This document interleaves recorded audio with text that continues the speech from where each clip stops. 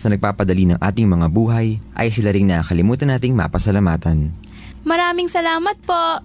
Isang paalala mula sa DZUP 1602, kasali ka. Sakit ang puson ko, Mama. Ang sakit na po ng buong katawan ko. Gaano katagal na bang hindi lumalabas, Anya? Mag-iisang buwan na po. Pasensya ka na, anak, ha?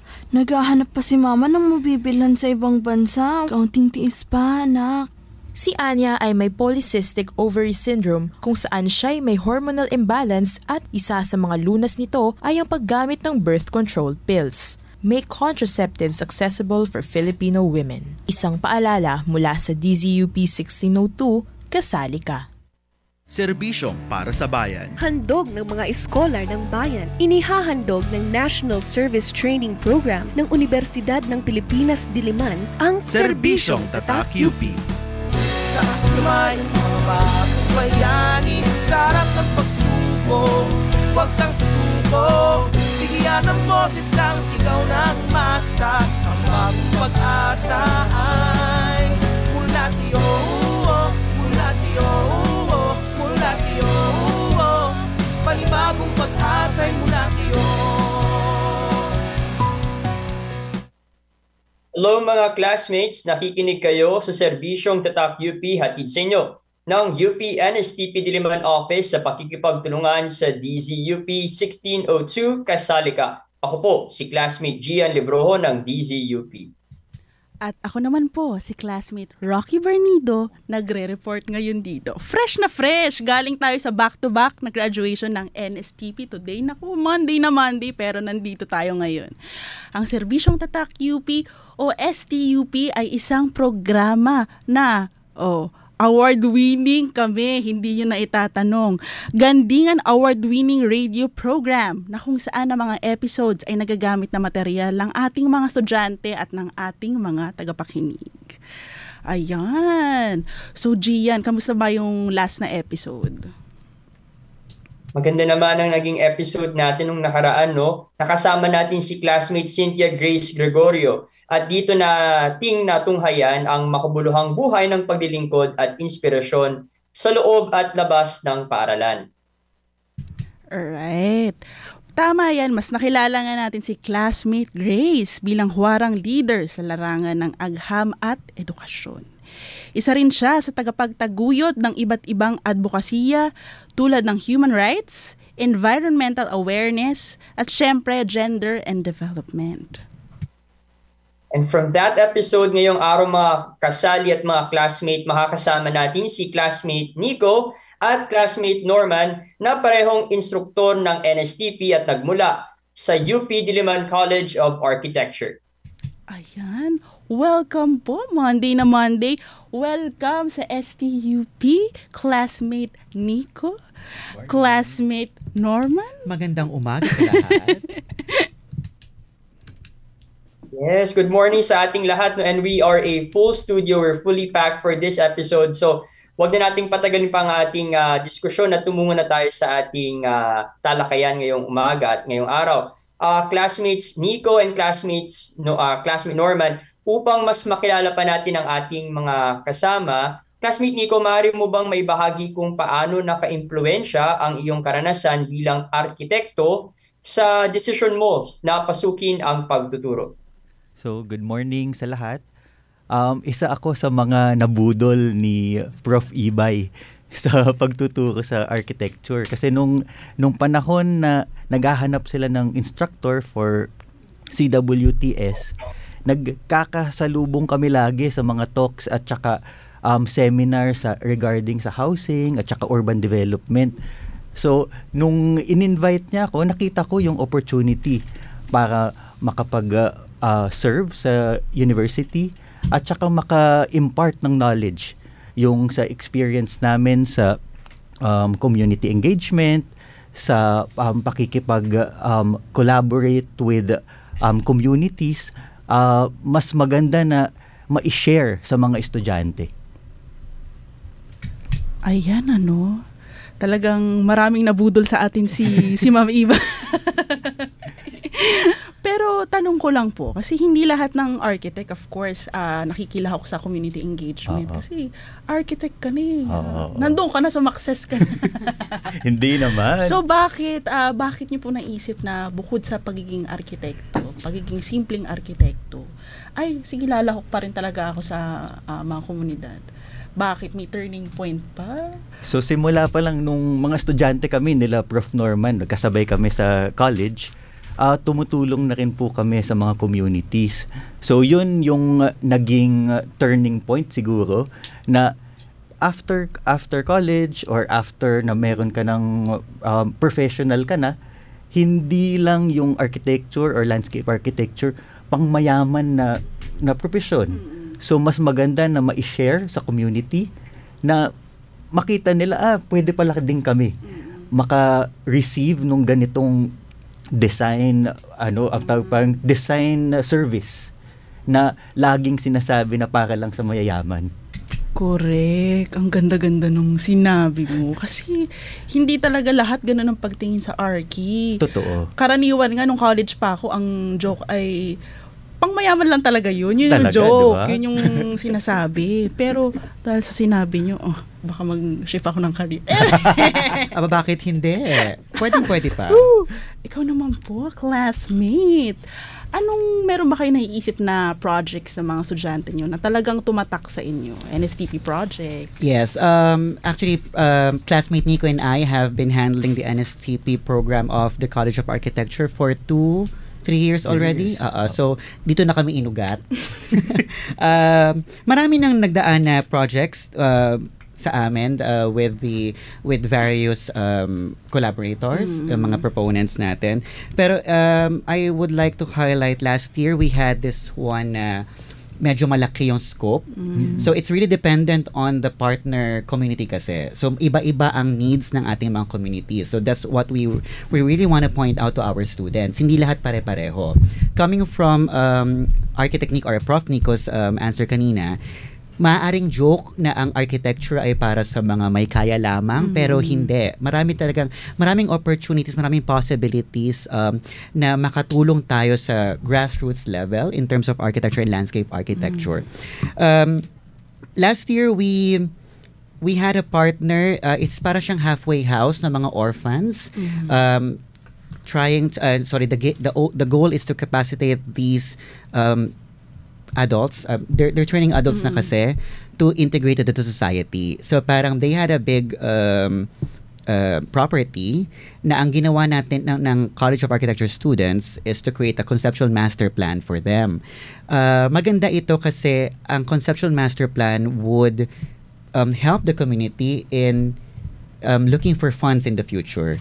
Kasi ang mga funders natin, ang mga donors natin, mga sponsors natin, magbibigay sila ng pera kapag may nakikita sila na concrete plans for the community. So, the conceptual master plan, at meron pa I believe, Nico, meron din mga gumawa na mga plano na for actual structures ng ating community. So, by having that, yung community meron silang pangahawakan para sa future of their development. So yon, that's isa yun sa mga pinakatumatak sa aming community engagement project sa NSTP Arki. Ayan. O, diba? O, Gian, ano mang masasabi mo doon? Diba, sobrang pakak. Talagang i-review talaga ang bawat needs sa mga komunidad. Hindi lang itong basta-basta Arki na para sa mayaman. Oo, tunay yan, no, classmate Rocky, and of course it's been a long time, no, classmate Norman. Kumusta ka, classmate Norman? Classmate Gian, I miss you. Sa ating mga kasali at mga classmate, isa si classmate Norman sa mga unang lumabas dito sa STUP nung bumalik tayo sa ere matapos ang pandemic. So it's been a long time. Oo, no? Tapos napakaganda, no? Hanggang ngayon ay magkakasama pa rin tayo dito sa paglilingkod sa bayan sa pamamagitan ng Serbisyong Tatak UP at ng NSTP. Classmate Nico, balikan natin si classmate Nico. Tungkol sa Green Umbrella System Project naman sa United DBs Homeowners Association, maaari mo bang i-describe yung design ng Green Umbrella System At paano ito nakakatulong sa maayos na irrigation ng tubig for plant revitalization and thermal comfort, especially in urban open space? Isa ba ito sa mga proyekto ng College of RT, NSTP? Yes, maganda itong project na to ng ULHOA. So yung United Libis ay nasa Valenzuela City. So yung pinakamaganda dito kasi itong lupang ito ay nabili na ng community. So may sense of ownership na sila. Tapos kaya na nilang gawin yung mga projects na kung ano man yung maiisip nila ay pwede na nilang i-implement if ever may funds sila. So itong green umbrella system na to ay para siyang second layer ay parang trellis type siya. So second layer siya na para mabawasan yung init ng araw dun sa pagtumama sa lupa. Ito ay dapat kung if ever man ma-construct na ito, ay ito ilalagay nila dun sa roadside nila. So itong buong kahabaan ng kalsada nila leading to the community ay magiging green roof yung mangyayari. So isa ito na makakatulong mabawasan yung init at saka yung sa drainage naman aayusin yung anong tinatawag nito, yung drainage system ng kalsada ay aayusin para ito na rin yung magdidilig dun sa sa green roof na to. Ayan, sobrang init nga ngayon. Pwede na magprito ng itlog sa labas eh. Kaya for sure, maraming komunidad ang manginginabang sa ganitong proyekto. Kailangan nga natin ng second layer para mabawasan na ang init. Ngayon, classmate Norman, maaari nyo ba kaming kwentuhan? Paano nyo sinimulan ang installation ng vertical soil garden kahit na limited yung space, Okay, so isa din yun sa mga problema na kinakaroon natin, especially sa urban setting, na limited ang space natin. So usually when you say garden, ginagawa ito sa mga open spaces natin, sa mga bakuran, sa ating front yard, ganyan. Pero now we are also venturing into creating gardens na nakakabit mismo sa ating mga pader, sa ating mga dingding. Basically, when you have an empty space, this is also very Filipino, the concept of horror vacui. Diba? Noong mga panahon ng mga magulang natin, wala kayo makikitang bakanting pader. Nandun lahat ng mga diploma nyo. Di ba may rosaryo na maximalist yan. Yes. May malaking kahoy na kutsara tinidor, may picture ng Last Supper. So, nadadala natin yan ngayon. That's intrinsic to the Filipino culture. Kapag ngayon na meron ng minimalist trend, pero that's, I can argue na hindi siya. Anyway, pwede nyong ilagay yung garden sa mga dingding. So, that's very it's very basic. Kayang gawin niya ng kahit sino actually. Basta meron lang kayo mga materyales na pwede niyong gamitin for that. So, ano ba itong mga materyales na to? Unang-una, kailangan nyo syempre yung pagkakabitan ng inyong garden. Hindi pwedeng pader lang. Alam nga namang idikit nyo sa pader yung paso. Hindi naman mangyayari yun, di ba? So, kailangan nyo muna yung backing. Kung saan ididikit yung mga paso. Tapos yung mga paso, these can be anything from your home. So, pwede itong mga plastic bottles. You can have coconut husks. Kung meron kayong mga old tires, pwede nyo gamitin mga paso. Pero wag nyo nilagay sa garden. Sa ano to ha? Wag nyo sasabit ha. Pwede ito sa labas. Ganyan. So, we've done this already.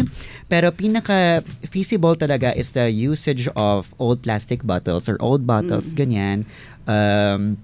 Kahit kung ano mga pwedeng lalagyan na pwedeng makahold ng soil at saka ng mga tanim. Pwedeng-pwede yan. Ayan. Mamayang-mamaya sasabihan ko nanay ko imbis na poster ni Dennis Trillo. Ay, halaman na yung isabit sa dingding. Itabi niya. Pwede naman katabing Dennis Trillo yung halaman. Bakit naman hindi? Pwede naman yun. Pero biro, maganda nga itong project na to. Siguro, mas maganda kung may mga sundan pa natin to ng mga proyekto dito. Natuturuan natin yung communities. Ano ba yung pwedeng gamitin na mga materyales, kung wala tayong pambili sa mga pots. Kasi ang ganda-ganda niya, pero ang problema ay nung iba, wala silang enough na material. So, malay mo, in the future, magkaroon tayo ng Alam mo, I disagree. Napakaraming material. Sa lahat na napunta namin communities during the our NSTP-RK tenure, napakarami. Tapos ang ganda kasi may mga communities talaga na nag-segregate sila na magkakakulay ng mga bote. So yung mga magkakakulay, magkakasama. So you have different colors para may rainbow. O di ba, yung rainbow. Kailangan na lang ng onting push, kumbaga. Tulak na lang. Yun, actually they don't know what to do. That's usually what's happening on ground. So pag binibigyan mo sila ng ideas, nagagawa naman nila. Tama. Kayang-kaya nila. Actually, sobrang resourceful nga yung mga very much. Plastic nga sa bahay, biglang, hala, ano nangyari dito? Nagamit na ni mama. Diba, pasunan. Oo. So, hindi totoong wala silang idea. Meron, konting sundot lang ang kailangan. Agreed. Classmate Gian, ano naman masasabi mo? Actually, bago tayo mag-break, classmate Rocky, gusto ko lang tanungin sina classmate Norman at classmate Nico, kung ano ba yung mga naging reception o kung ano yung naging reception ng komunidad, kasi nabanggit ninyo na mismo kayong pumunta sa mga komunidad. Ano yung naging reception nila dito sa mga itinuro nyo sa kanilang Green Umbrella System at Vertical Soil Garden? So, unahan ko na. Yung initially, yung output lang dapat namin ay mga drawings, mga perspectives para gamitin nila para maghanap ng funding. Pero through the years, yung hinahanap nila ay yung actual project mismo. So yung mga estudyante, napipilitan sila na sige, gawin na nga natin. Kasi sila mismo, yung community mismo, sila na yung naghahanap ng, ito, ano ba yung kailangan nyo? Ano ba yung materials na gagamitin natin? So may one time sa Humanity Village dito sa Bagong Silangan, pagdating ng mga estudyante, buhat-buhat na nung community yung mga plastic na gagamitin nila sa vertical garden. Tapos, turuan nyo lang kami na yung gagawa. So, yung kailangan lang nila ay knowledge, kailangan nila ay parang support. So, yung itong mga basic na hindi nila nakukuha sa mga kung sabihin natin sa community nila mismo. Tapos may pumapasok na nagbibigay sa kanila ng ideas na ay pwede palang gawin to. So sila nai-excite sila mismo. At saka gustong-gusto nila na magawa na to. Agree. Sige, to add to that, okay lang. Oo naman. Alam, kasi mahiyain ako kaya Shy type pala. Shy type ako kaya nag-ask ako ng question if I can answer. To add to that, iba-iba ang reception kasi iba-iba ang communities natin. So there are also instances na parang parang hindi pa ganun ka-open yung community. Kasi lalo na kapag may papasok na mga experts or quote-unquote na ganyan, parang mas maalam sa nangyayari. Parang they would say na, hindi namin kaya yan. Hindi namin kaya masustain yan. So we also teach our students to find that middle ground. To tell them na, kaya po natin to, simulan lang po natin, ganyan. Pero, ayun, I think that's also an answer to classmate Gian's question. Hindi pare-pareho, pero I think it's also part of the challenge of being a student in NSTP to actually experience these different situations on ground. Kasi, paglabas mo ng kolehiyo, sila talaga makakausap nyo. Tama. Hindi naman lahat classmates, hindi naman lahat professors. You will be engaged with the community at some point in your life. And this is the best training ground for you to do it before you go outside. And I thank you. Yan ang sagot, 'di ba? Umagang-umaga binigyan kagad tayo ng pang Miss Universe na sagot. Salamat classmate na Norman.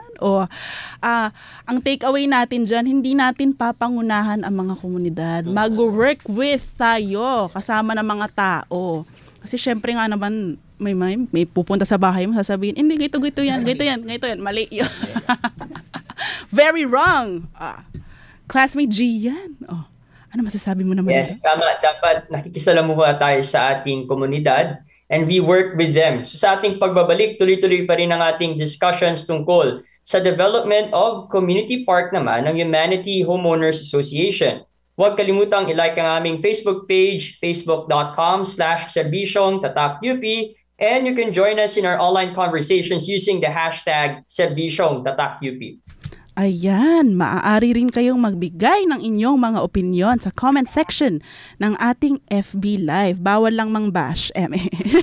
Ang DZUP 1602 ay kasapi ng KBP, Kapisanan ng mga Broadcaster ng Pilipinas. Magbabalik ang Serbisyong Tatak UP dito sa DZUP 1602. Kasali ka! Oh! Halika na makinig sa DZUP 1602. Tayo na makinig sa DZUP 1602. Ikaw ako, tayo sa DZUP 1602. Kasali ka.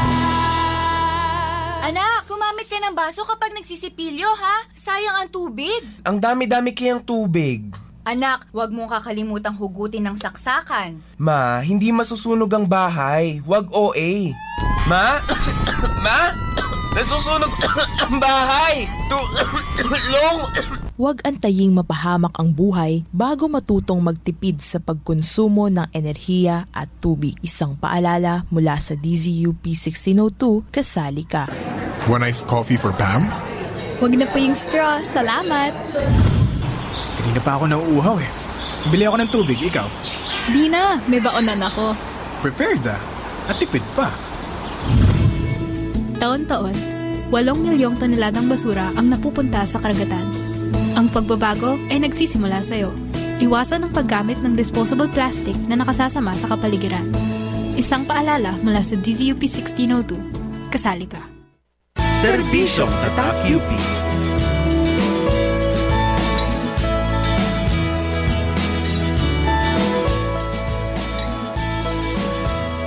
And we are back here on Serbisyong Tatak UP sa DZUP 1602. Kasali ka. Ako muli, si classmate Gian Libroho. At ako naman po, si classmate Rocky Bernido. Pero bago tayo magpatuloy, meron atang gustong magpa-shoutout. Gustong magpa-shoutout ng mga instructor. Ano? Isa-shoutout lang namin yung kapwa instructors namin sa UP College of Architecture, kay Prof. Dio at saka kay Prof. Lawrence. Hello, good morning. At sa ating NSTP Coordinator ng College of Architecture, si Dr. Keith Desiree Nadal. Ayan. Oh, ayan, nabati na ba lahat? Oh, sa kapitbahay po na. Sa kapitbahay.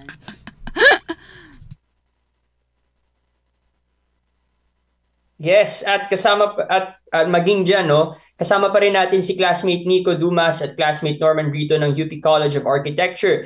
And so we should go back to ano bang napag-usapan natin kanina. At kanina nga nabahagi ni classmate Nico and classmate Norman ang kanilang naging experience at kanilang project hinggil sa green umbrella system at maging sa vertical soil garden. At nabahagi rin nila ang iba-iba o samot-saring mga reception ng komunidad na hindi lamang sila excited, marami siguro excited at yung ilan naman ay may hesitation din. And of course, all of these reception or experiences are practical in a sense na bahagi ito ng dapat pagdaanan din nating mga estudyante at ng mga magiging eventual architects para sa mga architecture students. And so, tuloy-tuloy pa rin ang ating usapan at ating palalimin ng discussion naman sa Blueprints for Better Environment, ang ating topic for today, NSTP CWAT's Archi Students Initiatives. At nagsagawa kayo ng art workshop para sa mga bata, classmate Nico, and collaborative repainting of a park within the community. Sa iyong obserbasyon, classmate Nico, ano yung best way to encourage the community to join outreach programs? So, lagi namin sinasabi sa mga estudyante namin na pag gumawa kayo ng activity, dapat kasali lahat. So, yung ginagawa nila ay include the community in the design process. So, inaalam namin kung ano yung mga kailangan ng community, ano yung gagamitin nila, at ano yung pwede nilang i-involve yung lahat, pati mga bata. So, kaya ito, naisip nila yung art workshop Kasi nakita nila na mas collaborative at user-oriented yung magiging project. So, meron silang mural painting para sa lahat.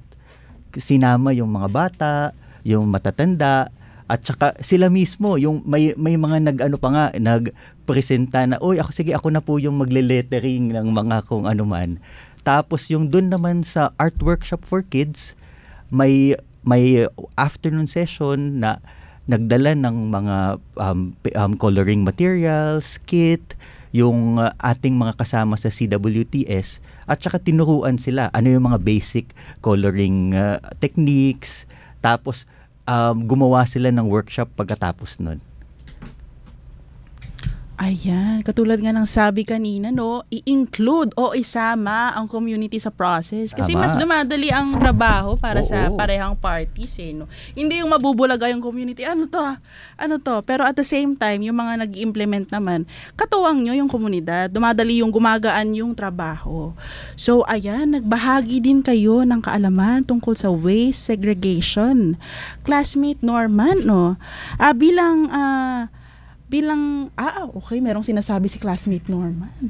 Meron ata siyang bagong, para sa'yo naman, classmate Norman, no? Ano yung best way to encourage the students in community activities? Alright, thank you. Thank you for that wonderful question. Ayan na naman ang pang Miss Universe na sagutan. No, hindi. Since nagsimula kayo magturo ni Architect Nico, especially NSTP to, we understand na hindi lahat ng lectures mo ay matutunan mo sa classroom, sa four corners of the classroom. So really the best way to encourage the students is to immerse them. Talagang ilabas natin sila. Kasi landscape architects, hindi naman kami katrabaho lang sa loob ng mga opisina, lalabas talaga. So kapag naramdaman ng mga estudyante kung paano gumalaw ang mga community members natin in their actual community, ma-feel nila how they do their day-to-day activities, makita nila kung paano sila mabuhay, ganyan. Yung solutions na naiisip ng mga estudyante are very much local and direct dun mismo sa problema or sa nakikita nating kailangang maayos sa community. So that can be achieved by actual immersion. Kaya tinupush talaga namin sa'yo na sumama kayo sa mga sa paglabas, pagpupunta kayo ng community, pag may interviews, kapag may actual implementation ng project, talagang dapat nandoon kayo. So, yun, that for me is the best way to encourage the students in engaging with community activities. Tama, hindi lang puro theory, may practice din talaga. May field work, talagang lalapag talaga tayo sa community. Yes, you are in UP. So, UP is it's a university for the people. So, kailangan mo talagang lumabas para makilala mo yung mga tao na pagsiservisyohan natin. Wala lang tayo sa 4 na sulok ng classroom. Ayan. So, baka naman gusto nyo pa kaming bahagian, no? Dagdagan pa natin yung unang nasabi. So, dahil meron din kayong kaalaman tungkol sa waste segregation, classmate Norman bilang landscape architect, bakit mahalaga ang waste segregation? Parati na tong sinasabi, paulit-ulit na lang, pero hindi pa rin masyadong maalam yung karamihan So, paano ito nakakatulong sa community nga ba? Okay. At dahil paulit-ulit itong natatanong, paulit-ulit din ang sagot natin, ano? It's very basic, mababawasan ng material waste. So kapag nabawasan yung material waste nyo, nalalalasan yung ating carbon footprint, diba? You can lessen also yung expenses nyo. For example, if you're able to collect all of your biodegradable material waste sa inyong bahay, makakagawa kayo ng fertilizer na pwede nyo nang gamitin pampataba ng inyong lupa. Therefore, kapag mataba ang inyong lupa, makakapagtanim kayo ng inyong mga gulay. Yung gulay na yon hindi nyo na kailangan bilhin sa balengke. Pwedeng diretso from your garden to your kitchen. Ganon kabila. So, mamimitigate nyo yung cost, yung expense. Just be very creative about it. So, recycling or upcycling, waste segregation, it's very easy. Then, hindi lang siya napapractice natin kasi sanay tayo magtapon ng basura. Tapos, pansin nyo yung mga basura na tinatapon natin, saan napupunta? Di ba? Ilog, sa estero, sa ating mga kalsada. So, nagkakaroon siya ng mga long-term problems. Pero if we start in our own households to actually segregate waste, tapos masimulan natin, these little actions will have big impacts in the future. Again, and I thank you. Talagang hindi ako nagsasawang magtanong dahil sobrang ganda ng sagot ng mga guest po natin. Talagang walang palya. Ano naman masasabi mo dong classmate Gian? Talagang pinakitaan tayo kahit na umagang-umaga. Parang hindi umaga, no? Actually, feeling ko umagang-umaga dahil nga napakapuno ng ating energy, no? Pero balikan ko si classmate Norman as a follow-up. Itong waste segregation kasi, no, sabi nyo nga, no, paulit-ulit na sinasabi, how can this habit, or how can this practice become habit? And how are you able to make sure na magiging sustainable to in the long run with the communities that you shared them to? Okay, thank you. Yun nga, from practice to habit, kailangan lang ng paulit-ulit or kailangan lang siyang laging ginagawa. So, kapag napasok siya sa routine ng isang household or ng isang community, yun na yun. Sunod-sunod na yun. Pero that is the crucial point yung kailangan matutunan ng community at saka lagi nilang ginagamit. So, ito medyo labas ito sa expertise ng ating mga tumutulong sa community na community-based na ito. So the best that we can really do is to remind them of the benefits of waste segregation. It's really up to them if they will accept that. If they don't accept that, wala tayong magagawa kasi it's that's how they are. Pero ang job natin talaga is to tell them to give them insights on how they can do their lives in a manner na makakatulong siya in the long run sa community at saka sa environment na rin. Okay ba yun? That's a wonderful answer, classmate. Classmate Nico, bakit naman mahalaga ang natural system tulad ng swale, kanal na gawa sa damo at infiltration device? At paano natin mahihikayat ang community na ma-adopt ang eco-friendly system tulad ng mga nabanggit? So, yun, maganda nga po yung mga bioswales kasi ito ay hindi mahal gawin at saka pwedeng gawin ng kahit sino man. Lalo na kung kunwari kasama kami para i-guide sila para gawin yung mga drainage systems nila. So, madali to gawin. Hindi mo na kailangan magsemento, di mo na kailangan mag-antay na magbibid ka pa for a project dahil ito mismo ay kung magtutulong-tulong yung komunidad, kayang-kaya nila gawin yon. So, ang isa sa mga pinaka maganda dito ay itong nature-based solution para masigurado natin na malinis ang tubig na bumabalik sa lupa. So, naiwasan din natin yung mga stagnant water na nagkakaroon ng mga dengue outbreaks. So, isa ito sa pinakamabilis na paraan para masolusyonan natin yung mga problemang yan. Ayan, narinig nyo yun. Hindi kailangang gumastos ng mahal. Kayang-kaya. Sana narinig ng ating mga SK. Bukod sa paliga, gawin nyo to. Hindi kailangan ng malaking pera dito, guys.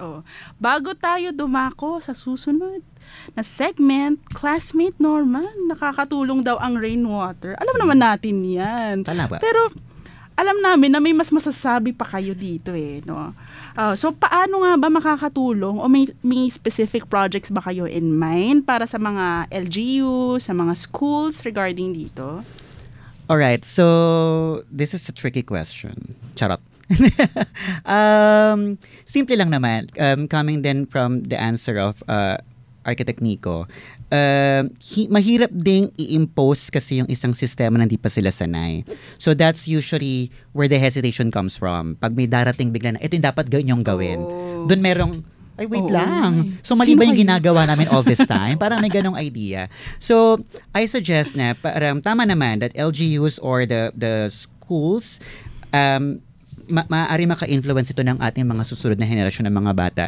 My answer to this question is to use smaller systems first. So start small. Start small. Hindi naman then when you say rainwater harvesting systems or water conservation and sustainable supply, ang bigat. Ayan parang ito nakita niyo sa inyong screen, 'di ba? Parang isang malaking tangke. So this one is this works. This is a part of a system. Pero hindi siya magagamit in various events or in various situations. So, very basic. For example, sa ating households, yung paglalagay ng drum. Di ba? Nalalagay yung drum sa may alulod. Ganyan. That is a type of rainwater harvesting system na kapag na-incorporate natin sa ating mga schools, in the fundamental parts of our education system, maturo na agad kung paano pwedeng mag-harvest ng ulan, ganyan. Tapos sa LGU din, in public spaces, meron din kayong mga ganyang systems. Nakikita ng mga community members. That's when real change starts. Kasi nakikita ng mga ito na, this small thing works. Tapos pwede natin gamitin to. Pag in-adopt natin to sa ating sistema, that's when it becomes bigger. That's where the change starts from. Ganyan. And I thank you. Nauna na pala si nanay na gawin ito, no? Nag-usap ata kayo. Pero actually, nga pag umuulan, kung napapansin niyo yung mga ilan sa kapitbahay natin, hindi pa lahat, no? Pero ilan sa kapitbahay natin, may mga drum na katapat may batya, katapat nung alulod o kahit nga sa loob ng bahay kapag tumutulo, galing sa bubong. Tapos, yun ang ginagamit nila pang dilig sa halaman, no? Or pang hugas. Hindi ng plato. Ng mga pwedeng hugasan gamit yun, no? Kaya, kailangan din natin ng tiwala, konting tiwala sa community natin. Tama kaya hand in hand talaga to Hindi to tayo lang, hindi to sila lang. Pareha tayo Apply natin yung alam nila, apply nila yung alam natin. Ganun. Kasali ka, DZUP. Tama, it does take two to tango, no? Kaya kailangan magkatuwang ang komunidad at maging yung mga tumutulong nating mga estudyante at mga profesor sa mga komunidad upang maging matagumpay ang isang proyekto. And of course, it's important also for the community, sabi nga ni classmate Norman kanina, na nasa sa kanila yon, no? Because at the end of the day, they have the agency to either accept or reject whatever it is that was taught to them, no? So kung ma-impress nga ng mga estudyante at ng mga instruktor at mga profesor ng UP yung kahalagahan at kabutihan na may dudulot ng isang proyekto, I'm pretty sure na kung makita rin nila yung ebidensya from their experience ay ipagpapatuloy nila ito, no? Dahil nga makakatulong din sa kanila ito in the long run. So mga classmates, no, napansin niyo napakaraming proyekto ng NSTP CWAT sa UP College of Architecture at ipagpapatuloy natin ang ating diskusyon hinggil sa mga proyekto ng UP NSTP CWAT sa College of Architecture. So don't forget to like our Facebook page, Serbisyong Tatak UP on Facebook, and use our hashtag Serbisyong Tatak UP on your social media accounts. And huwag ding kalimutang magbigay ng inyong mga komento, suwestyon, at kung meron kayong mga maaari pang sabihin sa ating comment section sa ating Facebook Live. Ayan, baka may gusto kayong i-shout out. Pwede nyo rin sabihin yun sa amin. Ang DZUP 1602 ay kasapi ng KBP o Kapisanan ng mga Broadcaster ng Pilipinas. Magbabalik po ang Serbisyong Tatak UP dito sa DZUP 1602. Kasali ka! Iganap makinig sa DZUP 1602.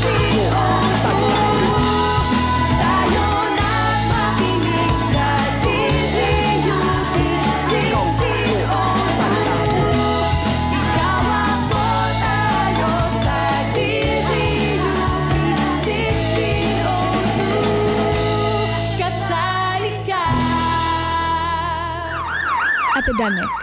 Noun. Definition. An outbreak of disease that spreads quickly and affects many individuals.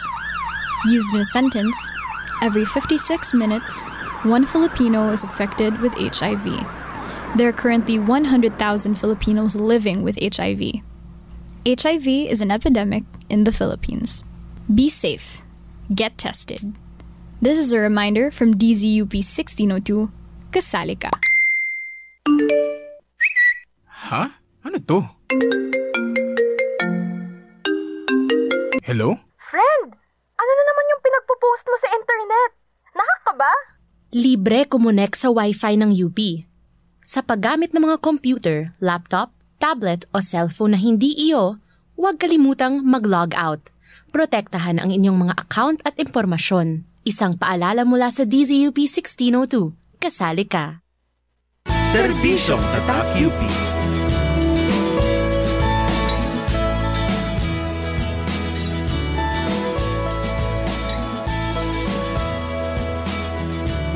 At nagbabalik kayo sa Serbisyong Tatak UP. Ako po, si classmate Gian Librojo.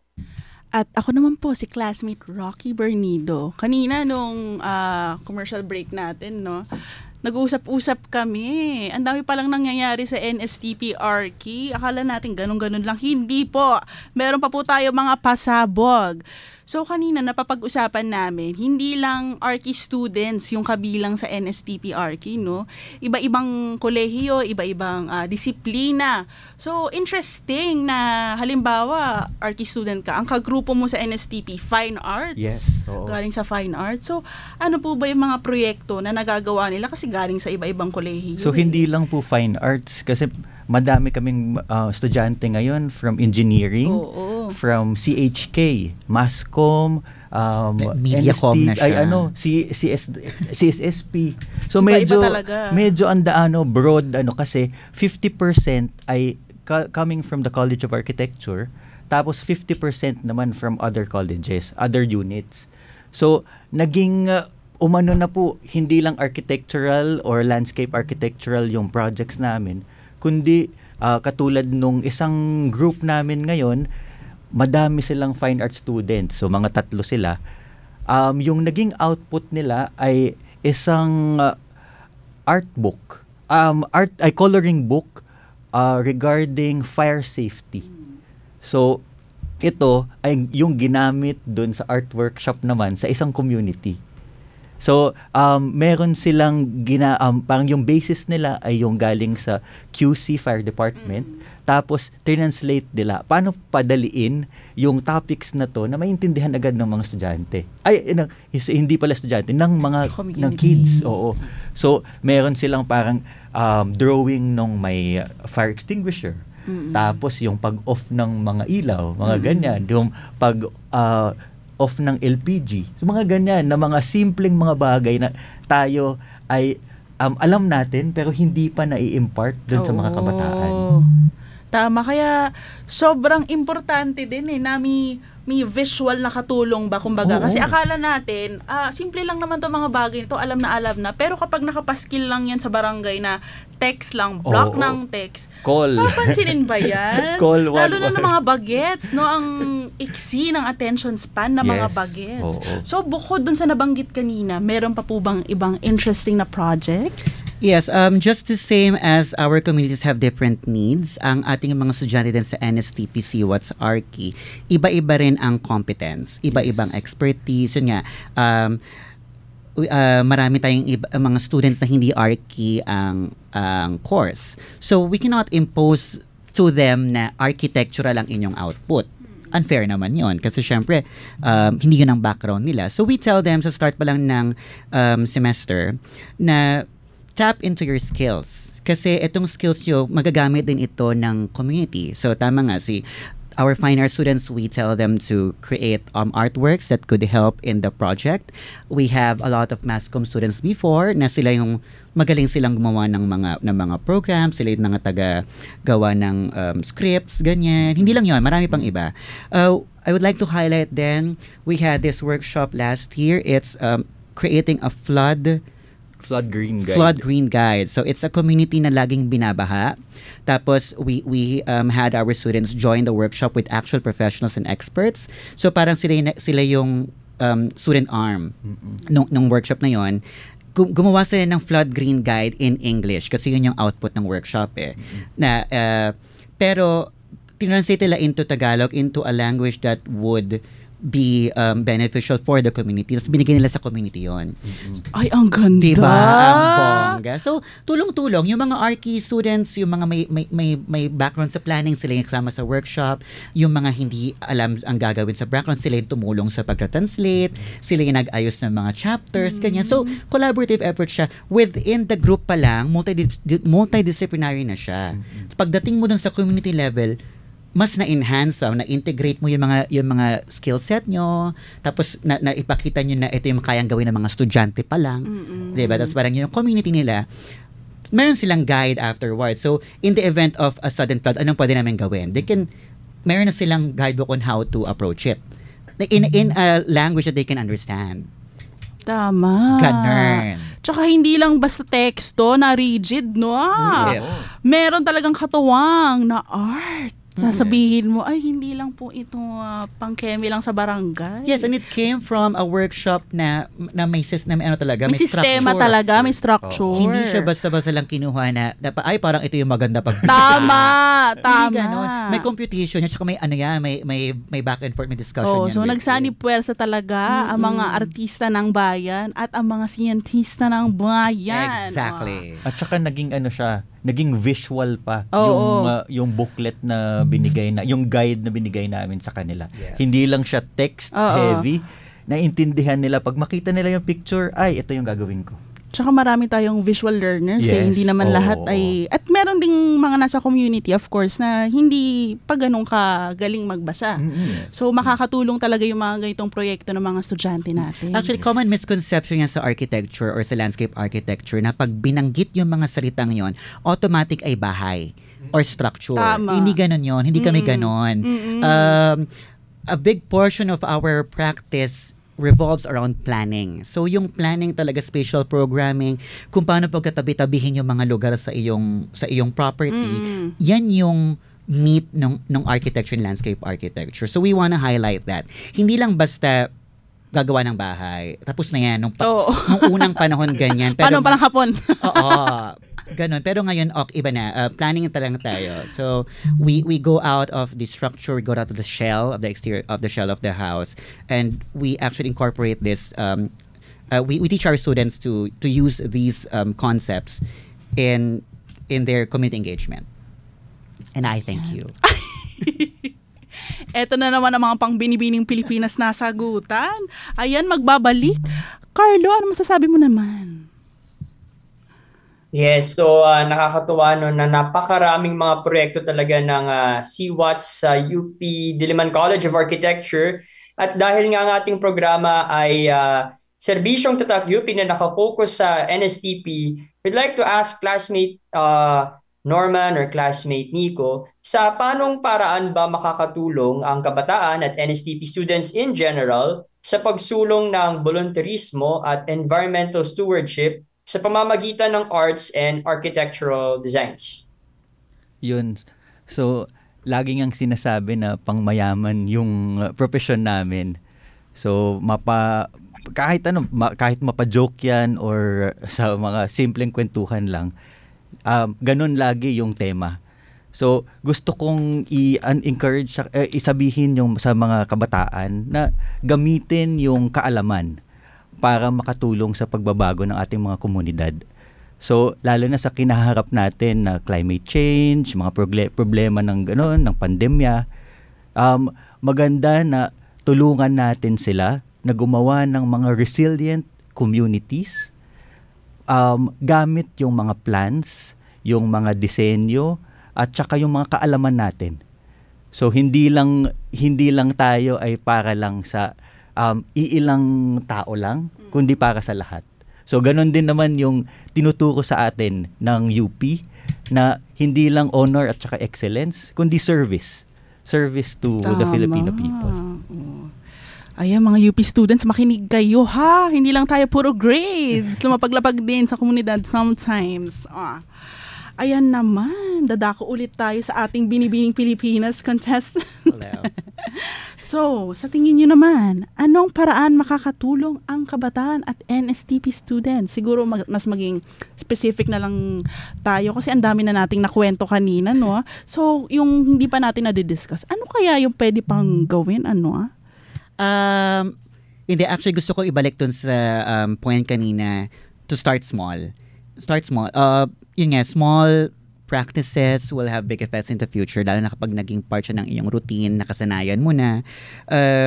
Kung if Architect Nico talked about arts and architecture or creativity, I would like to highlight environmental stewardship.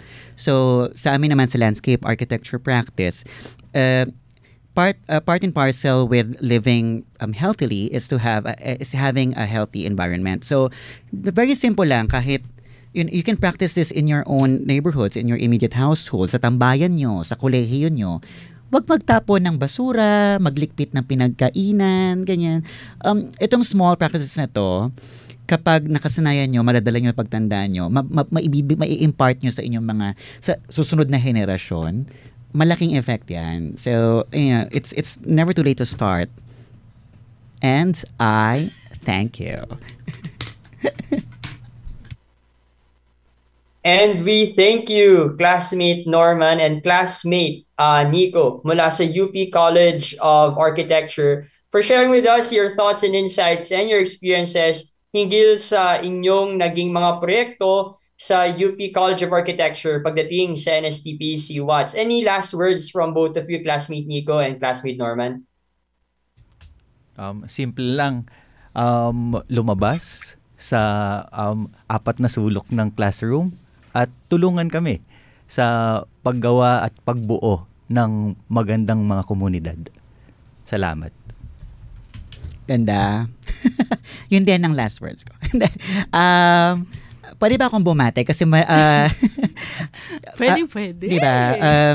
I would like to say hello to UP sa Mascom, sa mga mag-aaral sa komunikasyon. I believe some of them are tuning in as of the moment. So, yun lang, mga members. Kasi we just congratulations on the successful mounting of the 35th installment of Live Aids. Ganyan. It's yun lang, gusto ko lang sabihin yan.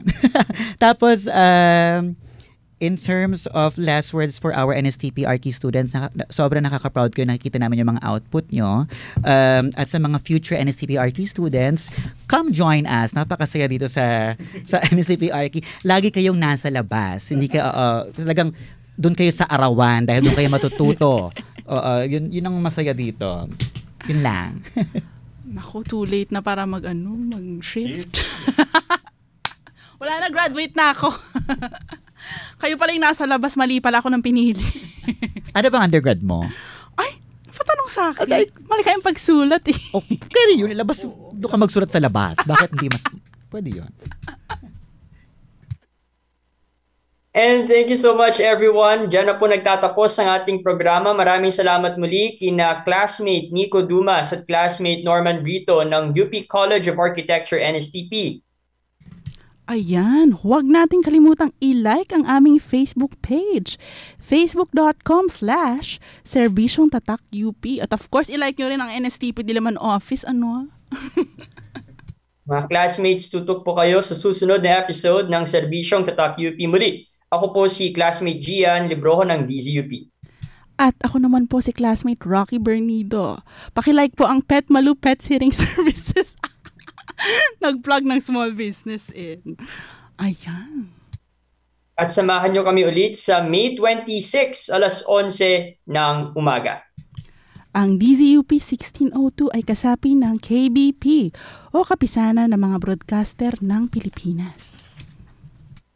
Magsama-sama po ulit tayo sa susunod para sa isang panibagong episode ng Serbisyong Tatak UP dito lang sa DZUP 1602, Kasali Ka. Kasali Ka. Oh. Serbisyong para sa bayan. Handog ng mga eskolar ng bayan. Inihahandog ng National Service Training Program ng Universidad ng Pilipinas Diliman ang Serbisyong Tatak UP. Taas kamay, mga bagong bayani, sa harap ng pagsubok, huwag kang susuko. Bigyan ng boses ang sigaw ng masa, ang bagong pag-asa.